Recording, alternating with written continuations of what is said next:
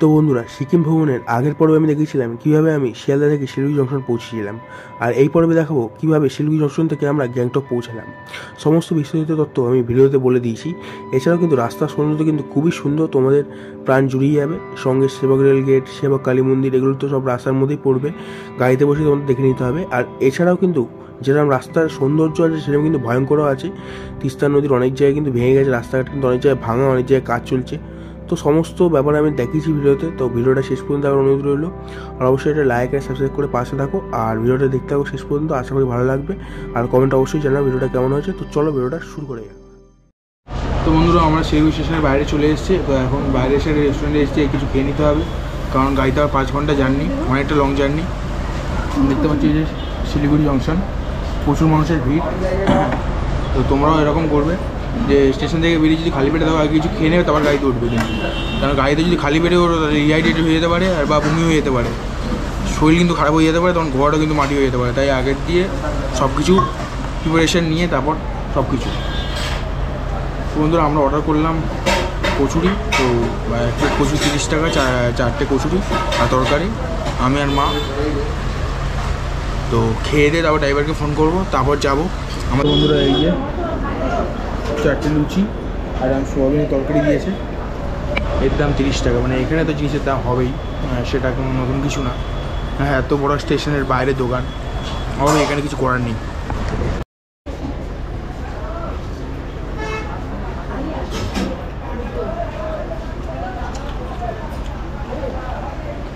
মোটামুটি। তো বন্ধুরা, এখান থেকে কিন্তু সামনেই তোমরা হেঁটে চলে যাবে টেনজিং নর্গে বাস স্ট্যান্ড। ওখান থেকে কিন্তু সব রকমের শেয়ার গাড়ি পেয়ে যাবে তোমরা, এমনকি বাসও পেয়ে যাবে গ্যাংটক দার্জিলিং যাওয়ার। তো আমরা বাসে যাবো না, আমাদের গাড়ি আগে দিয়ে ঠিক করা আছে, ফোন করলেই চলে আসবে। তো গাড়ি আসুক তারাও তোমাদের সঙ্গে কথা বলছি। বন্ধুরা, এখান থেকে কিন্তু আমরা গ্যাংটক যাবো, আর গ্যাংটক কিন্তু এখান থেকে প্রায় দূরত্ব হচ্ছে 130 কিলোমিটার। সেটা কিন্তু সময় লাগে 5 থেকে 6 ঘন্টা। তাই অবশ্যই প্রিপারেশান নিয়ে যাবে, কারণ না খেয়ে দিয়ে গেলে অবশ্যই বমির ওষুধ খেয়ে নেবে, যাতে বমি না হয়। সেই জন্য যাদের ভমিটিংয়ের প্রবলেম আছে, আর অবশ্যই খাওয়া দাওয়া করে গাড়িতে উঠবে, কারণ অত লং জার্নি অবশ্যই পেটে কিছু দিয়ে উঠবে, নাহলে শরীর খারাপ হয়ে যেতে পারে। কেন এত লং জার্নি, বিশেষ করে আবার শেয়ার গাড়িতে আমরা যাচ্ছি, প্রাইভেট গাড়ি, শেয়ার গাড়ি, যে কোনো একটা পাহাড়ি রাস্তা। আর যেহেতু গাড়িতে জার্নি হচ্ছে, তাই বলবো যে নিজের শরীরটা আগে দেখে তাও সব কিছু করো আস্তে আস্তে, এটা অনেক লং জার্নি। তো বন্ধুরা, এই গাড়ি আমাদের দিয়েছে, দেখতে পাচ্ছ সিকিমের নম্বর দেওয়া। চলো আসো,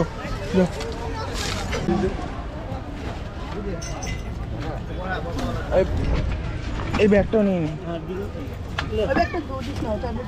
ট্যাবলেট আছে তাহলে না না, এটা থাক।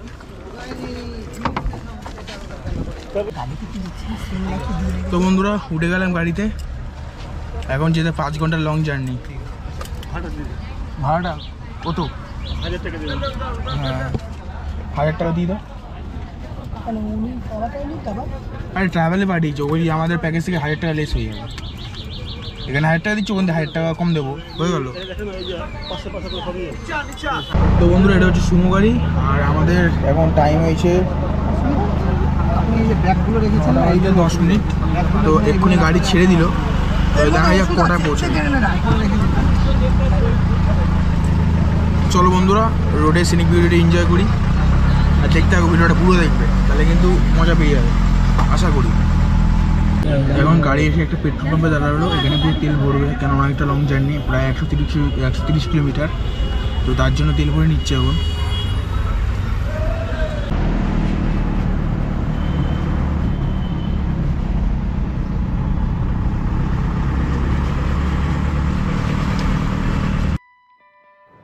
এনজিবি কিংবা শিলিগুড়ি থেকে 130 কিলোমিটারে গ্যাংটক পর্যন্ত যে জার্নি, সেটা হয়তো অনেকটা লাগলেও কিন্তু এই প্রাকৃতিক দৃশ্য এবং দুদিকে জঙ্গল এবং পাহাড় দেখতে দেখতেই তোমাদের সময় কম কেটে যাবে, তোমরা টেরও পাবে না। কিন্তু হ্যাঁ, সঙ্গে অবশ্যই বমিটিংয়ের ট্যাবলেট রাখবে, অবশ্যই খাওয়ার দাওয়ার করে তারপর গাড়িতে উঠবে, কারণ হতেই পারে, কারণ 130 কিলোমিটারের জার্নি, এই এত লং জার্নিতে বমি হওয়া স্বাভাবিক, কিন্তু না হলেই ভালো। তাই অবশ্যই বমিটিংয়ের ট্যাবলেট সঙ্গে ক্যারি করবে। এবং আমরা যে রাস্তা দিয়ে যাবো, সেই রাস্তা কিন্তু অনেক কিছু দেখতে হবে, কিন্তু গাড়ি দাঁড়াবে না। যদি গাড়ি দাঁড় করাতে হয় তাহলে রিজার্ভ গাড়ি করে যেতে হবে, শেয়ার গাড়ি করে গেলে কোনো জায়গায় দাঁড়াবে না।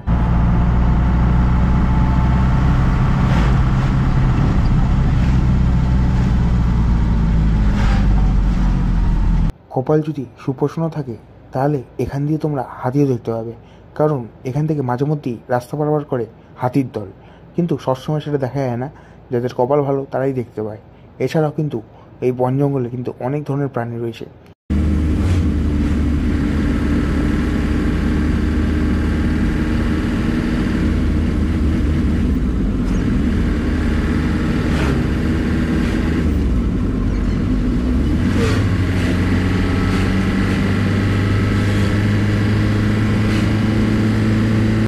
চারিদিকে জঙ্গল, আর এখান থেকে নাকি জঙ্গলি হাতি যাতায়াত করে।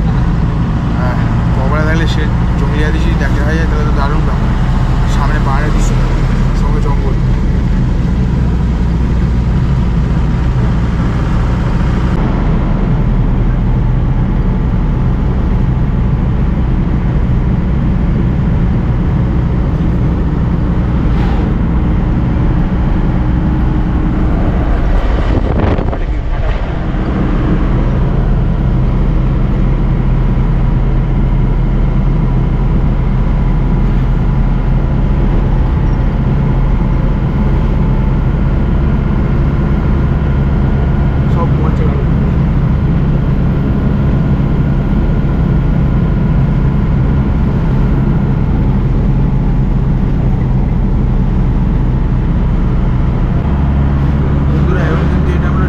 জঙ্গলের মধ্যে দিয়ে যাচ্ছি, ঠিক আছে? গ্যাংটক যেতে গেলে তোমাদের ডুয়ার্সের জঙ্গলের মধ্যে দিয়ে যেতে হবে।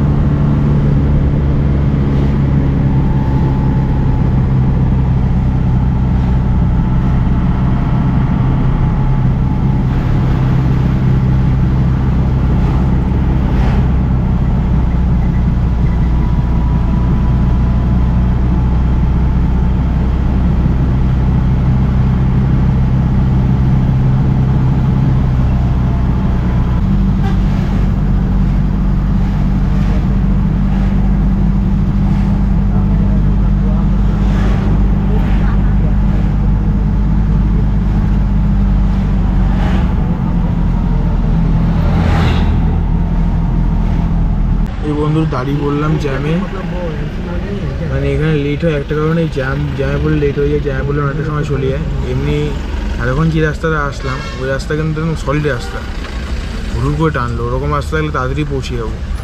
আর পাহাড়ি রাস্তা একটুখানি দেরি হবে নিশ্চয়ই। আর সামনে ভিউটা দেখো।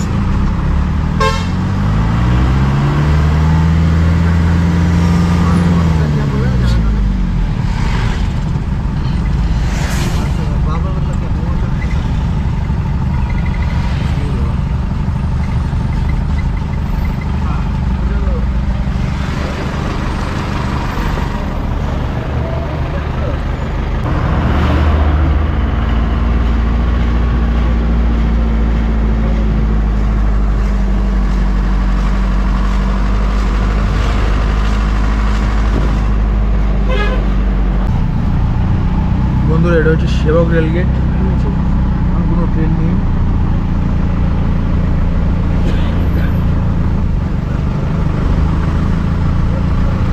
ওই তিস্তা নদী এদিকে।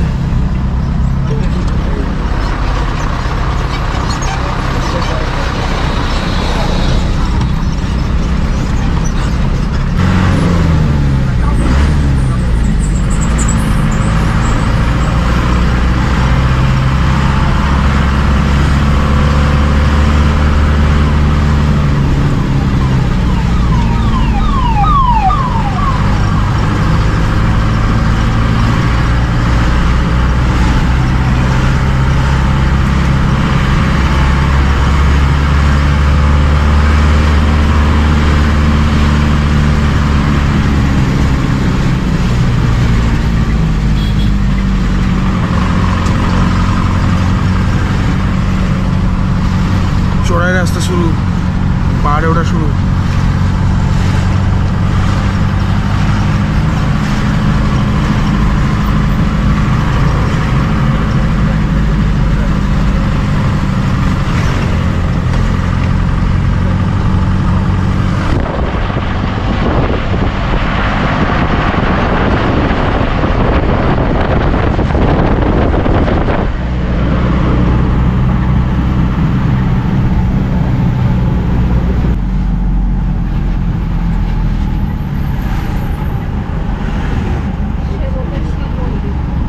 কালী মন্দির না বন্ধুরা, এটা সেবক কালী মন্দির।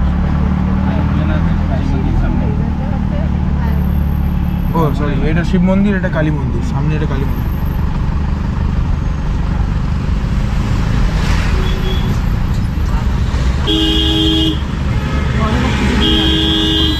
সেবক কালী মন্দির।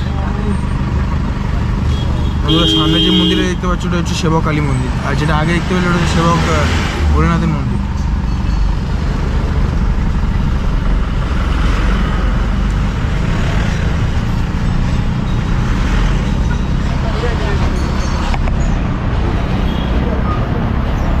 টাকার দোকানও আছে।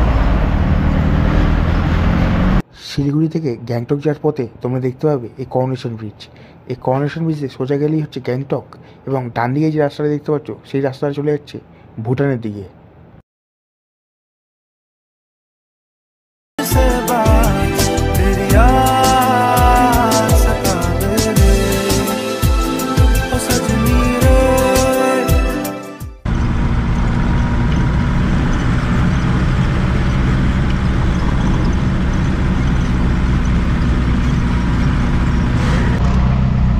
কি অবস্থা বন্ধুরা, ল্যান্ডস্লাইডের জন্য এই অবস্থা হয়ে গেছে। এখন তৎপরতার সময় কাজ চলছে, অনেকটাই কিন্তু রাস্তার মেরামত কমপ্লিট হয়ে গেছে। এই যে দেখছো,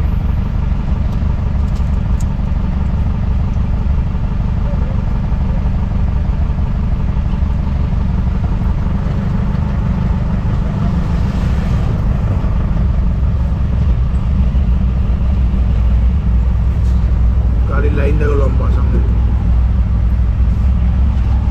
এখনো আরো 60 কিলোমিটার মতো রাস্তা বাকি আমাদের, এখন আরো 2 থেকে 2.5 ঘন্টা লাগবে। সিকিমে যে বিপর্যয় হয়েছিল সেই বিপর্যয়ে কিন্তু প্রচুর মানুষ মারা গিয়েছে, এবং রাস্তাঘাট কিন্তু ধুলোয় ধূলিসাৎ হয়ে গেছে। তাই জন্য কিন্তু শিলিগুড়ি থেকে গ্যাংটক কিন্তু মাঝখানে অনেক দিন রাস্তা বন্ধ ছিল। এখন যদিও রাস্তা খুলেছে কিন্তু প্রচুর জ্যাম, সেই রাস্তা কিন্তু একদম সরু। সাইডে দেখতেই পাচ্ছ বিশাল কাজ চলছে, এবং এই রাস্তা দিয়ে যেতে কিন্তু বিশাল টাইম লাগে, মানে জ্যামেই তোমাদের অনেক সময় খেয়ে যাবে। তাই বলবো হাতে সময় নিয়ে আসতে, কারণ জ্যামে অনেকক্ষণ তোমাদেরকে আটকে থাকতে হবে। বন্ধুরা রাস্তার অবস্থা দেখো, ওর ভেঙে চুরে একার।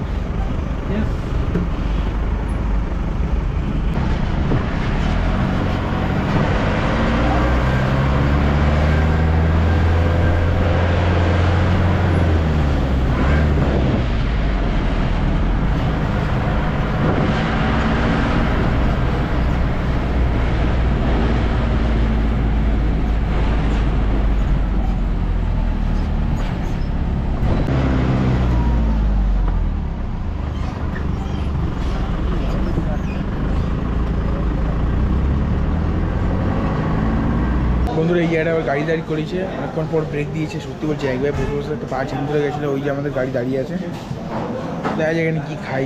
একটা তো এটা নিয়েছি 20 টাকা। তো বন্ধুরা 8 পিস ভেজ মোমো নিলাম 50 টাকা। এখানে তো জিনিসের হেভি দাম, আর চিকেন মোমো নিতে গেলে 100 টাকা 8 পিসে। আর ওখানে নিতে গেছি নিজেরা দেবে না, মানে আমাকে নিতে হবে, এমন একটা ব্যাপার।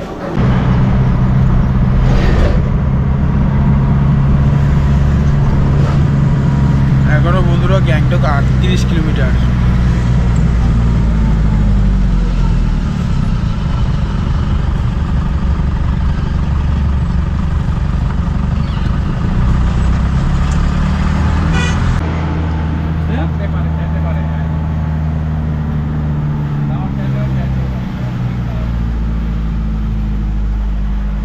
এই যে সিকিমের গেট, সিকিমে ঢুকছি ওয়েস্ট বেঙ্গল থেকে। এখন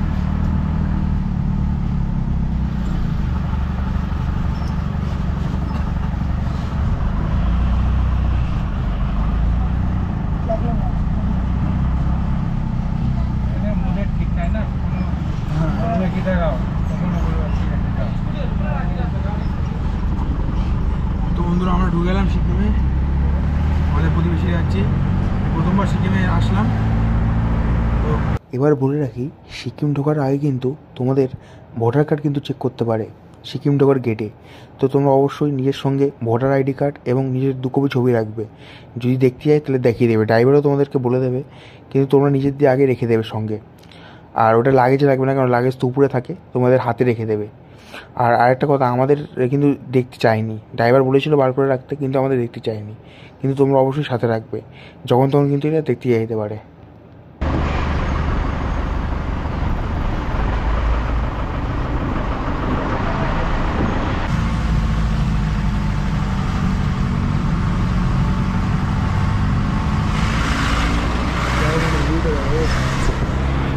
বাড়ি বাড়ি ভর্তি।